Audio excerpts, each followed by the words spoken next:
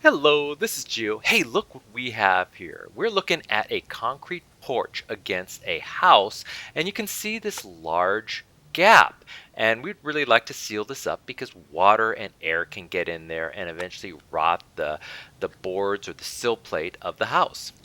Now, at your own home, you might actually have two concrete slabs that are adjacent to each other, and you might have a big gap or joint between them, and you might want to seal those. Well, this technique today will help you out as well. So what do we need for this project? Well, you do need some self-leveling sealant, and today we're going to be using the Sitka Pro Select sealant, and this comes in gray, light gray, or even a sandstone color you can choose from. And we're using the 28-ounce version. It also comes in a 10-ounce version, and it kind of depends on the size of the project you want. Also, the caulk gun that you might have. So if you only have the smaller 10-ounce caulk gun, you may want to just purchase the smaller size sealant tube. Now, if your joint is really deep, you may also want to purchase some backer rod. Now, this backer rod is basically foam and will help fill in the joint or gap so you don't have to fill it in all the way with the sealant, which is very expensive. And this version is 3/4 inch diameter. You could also get 1/2 inch diameter backing rod. And of course, some paper towels never hurt to clean up the mess.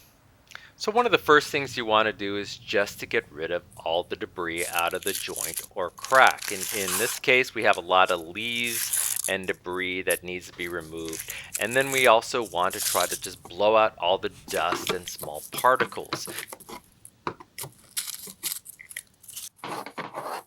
You may also want to take a brush or broom or even a wire brush to kind of clean out the gap as best you can, removing any loose concrete particles, etc. Essentially, what you're trying to do is to make the best bond you can with the sealant to the concrete or wood. So again, with really large or deep joints or gaps, you want to use backer rod to help fill in the joint so you don't have to fill it in all the way with the sealant.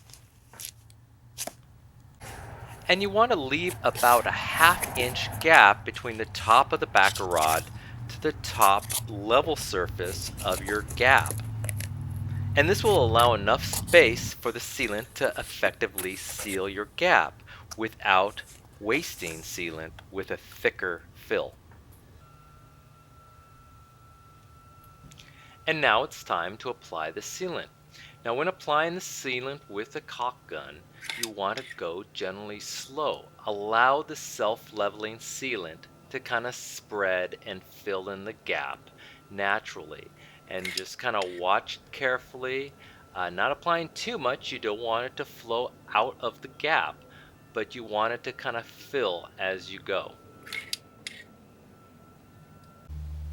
And there you go. That is how you fill in a large concrete gap with self-leveling sealant.